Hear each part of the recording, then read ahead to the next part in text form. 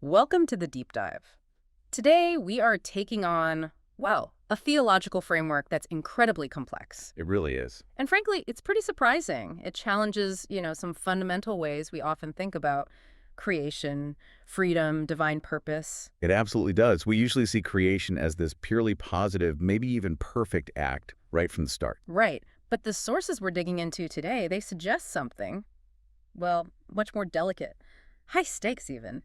An incomplete beginning, actually. That's the core tension, isn't it? Oh, And it's a fascinating hook. Our mission today is really to follow the logic of this specific system. okay. A system which argues that the very creation of existence, of beings, introduced this deep, inherent fragility. Fragility, how so? It's a fragility that demanded, right from the outset, an immediate and incredibly costly divine plan just to ensure its ultimate survival. Okay, let's unpack that. It sounds like a paradox right from the start. Does. The sources we're looking at, and they talk about the Creator as God, Father, Son, Holy Spirit, sort of interchangeably. Yes, the Godhead. They set up this central paradox. We tend to celebrate free will, right, as a great gift. Absolutely. But here, in this context, the moment the Creator granted free will, boom, simultaneously, the possibility of death enters the picture. Exactly. That feels completely counterintuitive if you're thinking about a benevolent starting point. Well, it feels counterintuitive if we assume the creature starts out intrinsically immortal, right? Ah, okay. But what's really crucial here is how the source defines free will. It's not just, choosing between A and B. It's more fundamental. Much more. In this framework, free will is defined as the possibility of dying. The possibility of dying. Yes, it represents the creature's built-in potential to voluntarily disconnect itself from the creator, Who is the only source of life? the singular, unique source of all life. Right. So to move away from that source, well, definitionally, that means embracing the possibility of non-existence, of death. Okay, so the creature isn't like a self-sustaining battery. Not at all. It's constantly drawing power from the main source, God. And free will is like the power cord, the thing you can choose to unplug. That's a really good analogy, yes. And the sources, they get incredibly specific about the odds, the failure rate. Oh. They state point blank that unless the possibility of sin, which really means breaking God's commandment, the command to stay connected, essentially. Can keep the cord plugged in. Right. Unless that possibility drops completely to 0%, the creature will inevitably fail. It's guaranteed. Guaranteed. Why? Because of the inherent weakness, the nature of a created thing. 100% free will, if it's not tempered or completed somehow, carries with it a 100% probability of eventual separation, and therefore death. Wow. Okay, that raises a huge structural question then. If failure is basically baked in, was creation flawed right from the beginning? And that leads us straight into this critical shift in the framework. The sources argue that the mere act of creating existence, just bringing a being into reality, is actually incomplete. Incomplete. Not flawed, but unfinished. Exactly. A creature's existence, while totally real in the moment, is fundamentally fragile. It's temporary precisely because it carries that statistical certainty of future separation and death. So it's like a starting platform, not the finished building. Perfectly put. Think of it like launching a spacecraft knowing it has this built-in self-destruct timer. Activated by its own operation, its own freedom. Yes. And the creator knew this failure was inevitable from the start. Which sets the stage for, well, it has to be an immense plan then? That's the setup. The creature has potential for eternity, but it first has to be secured against the effects of its own inherent free will, its own ability to unplug. Right. And this is why the whole operation, the extraordinary cost and this incredibly complex plan the creator undertook, It was all required. just to ensure that this initial, fragile, incomplete creation could finally be completed, made eternal. Exactly. The goal is ultimately to eradicate the very possibility of death, but somehow do it while preserving the integrity of that initial choice, that freedom. That is a staggering way to frame it. Okay, so let's move into that. The grand design, the strategy, conceived, you said, before anything even existed. That's what the sources insist on. This whole plan, this cosmic bargain, was decided by the Godhead before the first act of creation. A calculated risk with an immediate contingency. Precisely. And we have to start with the nature of the Creator. The source is emphatic. Only God is intrinsically alive, the living one. Everything else derives life. Every single created being is derivative, and therefore inherently capable of dying. They don't possess life in themselves. So the ability to choose life, to consciously accept it from God, That's the creature's only way out of inevitable non-existence. That's the path. Survival becomes a conditional state, something chosen, not just automatically granted by being created. And the motivation behind it all, you mentioned it wasn't just for the creature's sake. Right. According to these sources, the underlying why of creation is crucial. It was undertaken primarily for God's sake. For God's sake, what does that imply? It grounds the whole thing in divine purpose. Yeah. It suggests the ultimate goal, the ultimate reality, is the completion and perfection of that divine purpose. Maybe not solely the happiness of the creature, though that might be a result. Okay, so divine purpose driving it, creatures are fragile. What was this cosmic bargain needed to secure their future? It involved all three persons of the Godhead, you said. Yes, and it required a sacrifice that is, well, almost unthinkable, a profound decree. What? The core agreement dictated that the second person of the Godhead was designated to become a creature, to actually enter the system of fragility. Become one of us, essentially. Yes, and here's the really astonishing part. Yeah. In doing so, he would surrender ownership of the entire created realm. Surrender ownership. The creator gives up ownership. It's termed the forfeiture of ownership in the sources. Hold on. Why? Why would the original owner, the sustainer of everything, need to relinquish control? That seems pivotal. It seems to be the necessary legal and existential mechanism. It's how the plan could proceed within the rules of the created realm itself. How so? Well, if the creation is inherently flawed, destined for death because of free will, then ownership has to be transferred to an entity who can fix that flaw from inside the system as one of the created. So the first person, God the Father, then passes the creation, like an inheritance. Exactly. Passes it as an inheritance to the second person, the Son, who is now functioning as a creature within that system. Okay, wow. That's a massive, cosmic, almost legal transaction. It really is. And the second person, now operating under creaturely constraints, takes on this huge dual responsibility. Which is? To eradicate sin, the source of the separation, and to complete the creation, make it finally secure. And then? Once that mission is accomplished, the now perfected creation is returned, handed back, essentially, to the first person. So it's a complete loop, decided in eternity, executed within time, and returning to eternity, all revolving around sacrifice. An utterly self-contained sacrificial loop. And this sacrifice determines the value. But paradoxically? How so, paradoxically? Because the sources are incredibly blunt here. They state that intrinsically, just by nature of being created, a creature is, well, worthless to the Father and the Son. Worthless, that's hard, especially for us as creatures to hear. Why insist on that? It seems designed to establish the sheer scale of what happens next. Think about it. The Creator can speak and create countless universes, infinite beings, instantly. Okay. So any single creature or even universe doesn't hold some fundamental intrinsic value that compels God's love or action. If they held that intrinsic value, maybe the sacrifice wouldn't seem as profound. Exactly. But because they are intrinsically nothing, comparatively speaking, the immense price that is paid completely changes their valuation. Yeah. Instantly. I see. So the creature's worth isn't inherent in its nature. No. But derived entirely from the investment made in it, the price paid. Precisely. To save these fragile, technically worthless creatures from dying, the Father pays this immense price to the Son, and the Son, in turn, abandons his divine status. That self-emptying we'll talk about, to become part of the very system he sustains. And the imagery the sources use. It's powerful, central, really. The creatures are now covered by the Son's blood and the Father's tears. Blood and tears. That's this acquired value, based on the absolute highest possible cost, that transforms them. It makes them precious to the Godhead. It completely reframes the relationship. Not innate value, but value conferred through unimaginable sacrifice.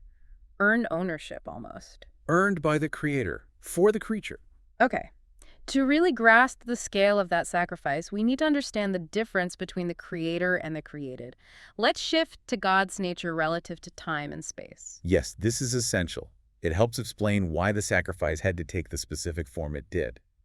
The sources describe the Creator as completely unconstrained by the cosmos. Our universe, everything we know. Yes.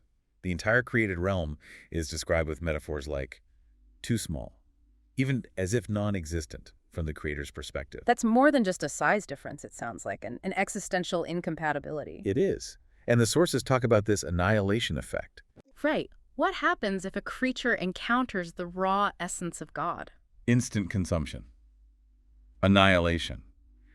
The source uses the image of a consuming fire. But not out of anger. Not malice, no. It's presented as a consequence of ontological difference, like trying to hold the sun in a matchbox. The creature simply cannot sustain that level of reality. So direct, unmediated contact between the uncontained creator and the contained creature, it's fundamentally impossible by definition. Impossible if the creature is to survive and exercise that free will. The boundary is necessary. Okay. And this is why the kenosis, the self-emptying act, is so central to the whole interaction plan. Kenosis, self-emptying. Yes. For creatures to even perceive or interact with God without being destroyed, the divine essence had to profoundly limit itself, to empty itself of that annihilating glory, you might say. And become a creature. Become a creature. This act of self-limitation, embodied in the second person becoming a creature, is presented as the only way the divine could enter the finite realm without dissolving it. That's crucial. It makes kenosis not just, a generous choice, but a necessary mechanic to solve an existential problem. Exactly.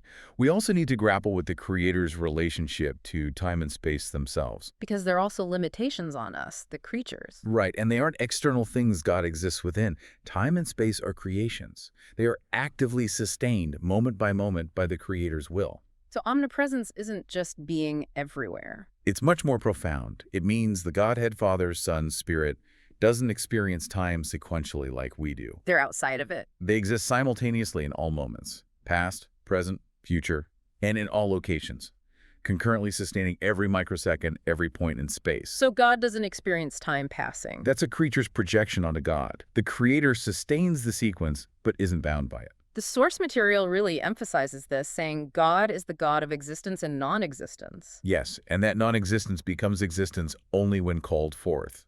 It reinforces that God is the sole source, the only truly independent existence.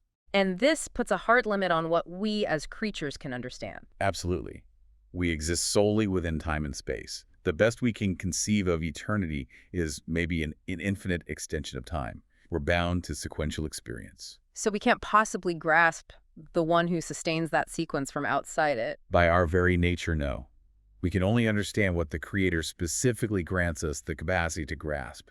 Any knowledge is measured, restricted. Restricted just enough to prevent that annihilation effect, but allow enough light for the choice. That seems to be the balance. And here's another layer of complexity. The Creator actively sustains creation with divine life, keeping it real, but simultaneously allows, even sustains, the existence of sin and death within it, for a time. Sustains both life and the potential for its opposite. Yes, this dual sustainment, life and allowed imperfection, is temporary. It only lasts until the predetermined point of intervention and eradication. The imperfection is sort of running on a controlled divine lease. A perfectly maintained system, holding this calculated risk, just waiting for that predetermined moment. Exactly. And this necessary hiddenness, this boundary, required some kind of temporary management system. Which brings us to the age of intermediaries, right? The angels. Right. God's hiddenness was strategic. If the full, unveiled presence of the Creator was manifest, free will wouldn't be a real choice. Either the overwhelming reality would compel obedience, negating choice, or worse, it would destroy the creature on the spot. So the Creator hid himself, veiled his presence, until free will could run its course and be completed. Okay. So during this hidden phase, before the Son entered creation visibly, the governance was through angels. Angels, yes. They served as temporary rulers, spokespersons, intermediaries. But they weren't immune to the limitations either. No, they're also created beings, bound by time. Even they couldn't handle the full sight of God. They'd be consumed too. So how did they receive authority? How did they connect to the divine will? Through a proxy. The sources call it the divine name. The name, not the full essence. Correct. Think of it as a condensation of authority, of presence, but not the full, overwhelming reality. The Creator placed this divine name on the throne of the angelic heaven. And the angels operated through that. All their commands, their authority, their power. It was transmitted solely through that name. They were like middle managers acting under the CEO's signature authority, but never meeting the CEO directly. This helps explain some of those Old Testament accounts, maybe, where God appears, but in a limited way. That's precisely how the sources frame it. Any appearance or communication of God to humanity before the Son's intervention was, in reality, an angel acting under the delegated authority of that name. These were temporary, veiled interactions, designed to maintain that crucial distance. Exactly. Necessary distance.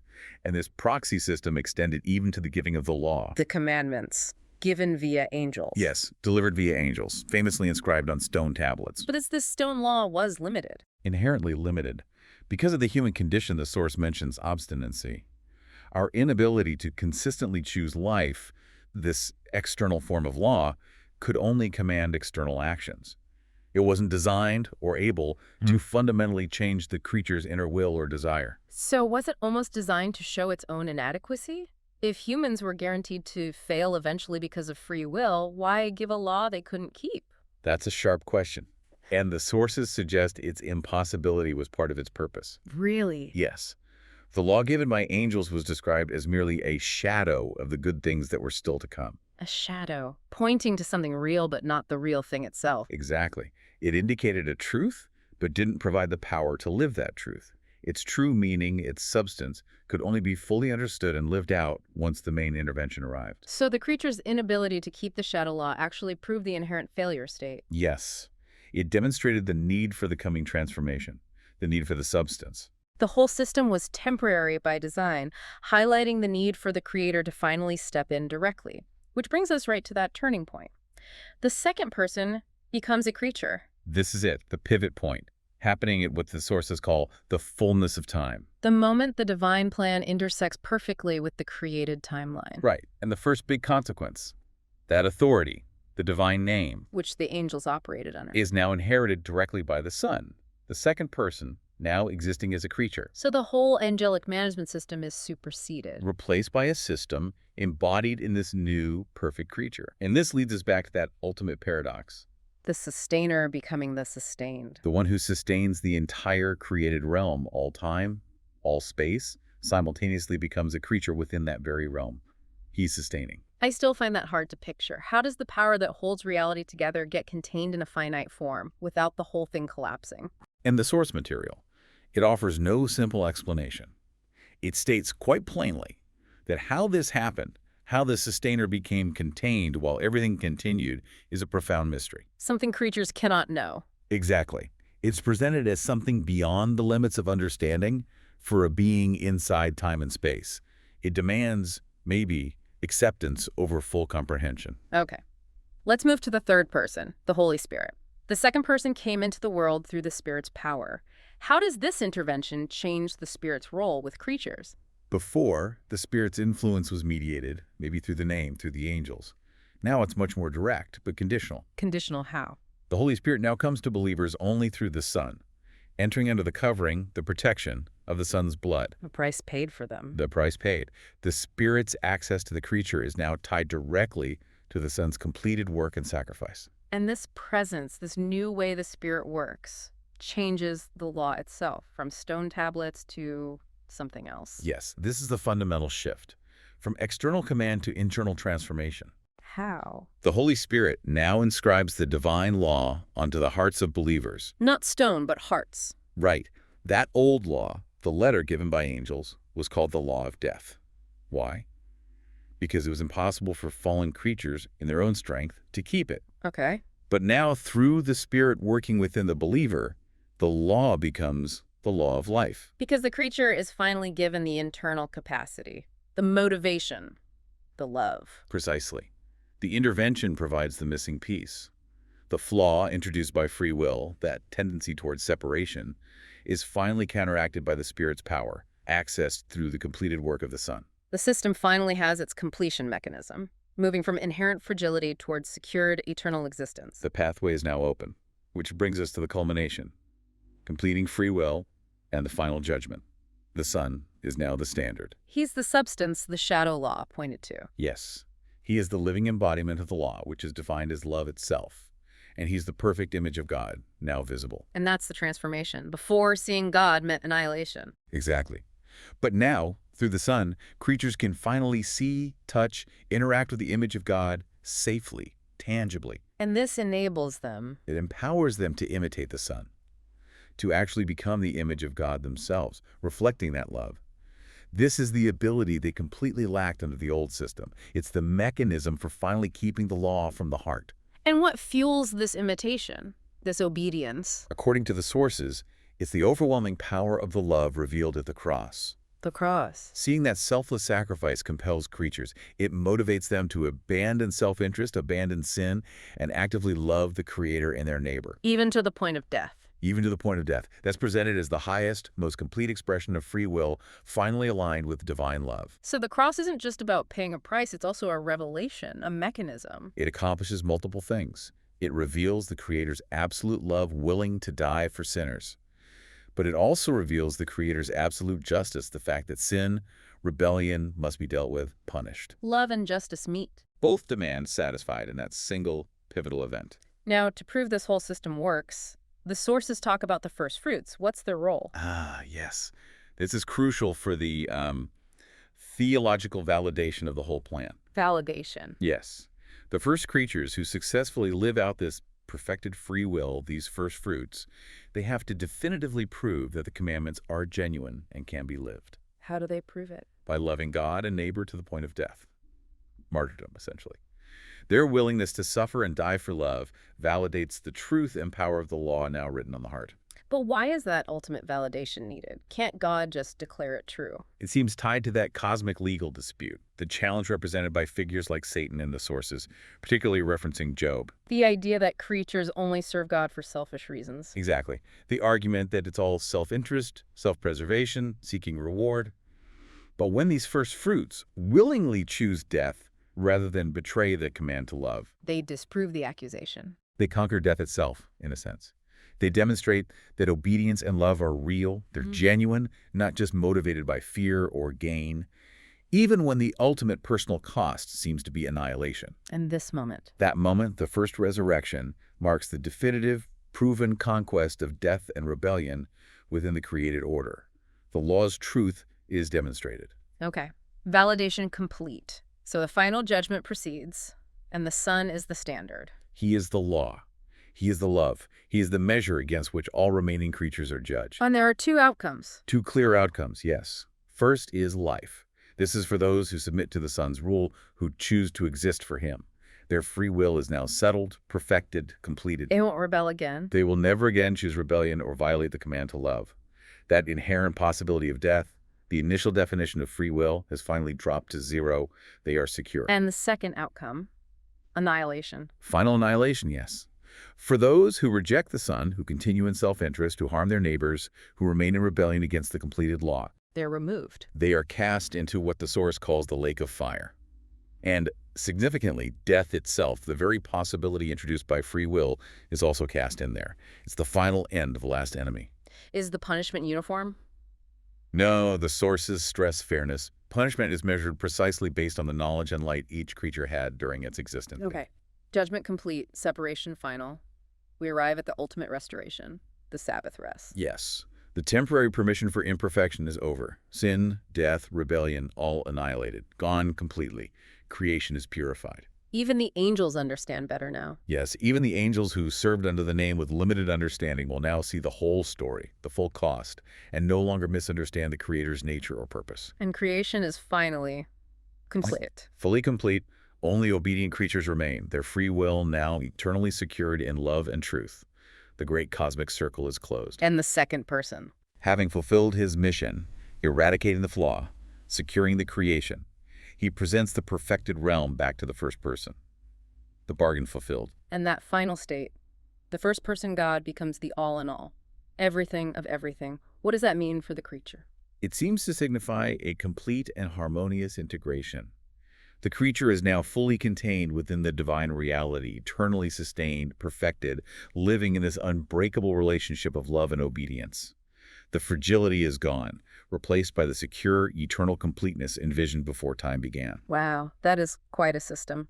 From defining free will as the potential for death, through the necessary self-emptying of God, the angelic placeholders, the shadow law, it's an incredibly elaborate theological blueprint. It really is. It totally reframes creation, not just a simple let there be light, but this high-stakes, multi-phase project aimed at securing fragile existence through just immense self-sacrificial cost. It absolutely redefines the narrative. We've traced this path from the inherently fragile creature, almost designed with a failure point, Right. all the way to the completed creation, defined now by eternal chosen love. Love acquired through forfeiture of ownership and the payment of the ultimate price. It's a system built just as much on justice as it is on love. And that incredible cost brings us to our final thought for you, the listener, to ponder as you process this deep dive. We heard the sources state that the Creator can make countless beings instantly, and that initially, these creatures held no intrinsic value to the Godhead. Until the price was paid. Until that colossal price of the Son was paid. Which raises a really fundamental question, one the sources, for all their detail, don't fully seem to answer. Which is? If achieving this final state of perfection required such an ultimate, almost unimaginable cost, why? Why did the Creator choose to initiate creation at all? Why start down that path knowing the sacrifice involved? That is the lingering question, isn't it? It is, and maybe that's the next frontier for you to explore, to wrestle with.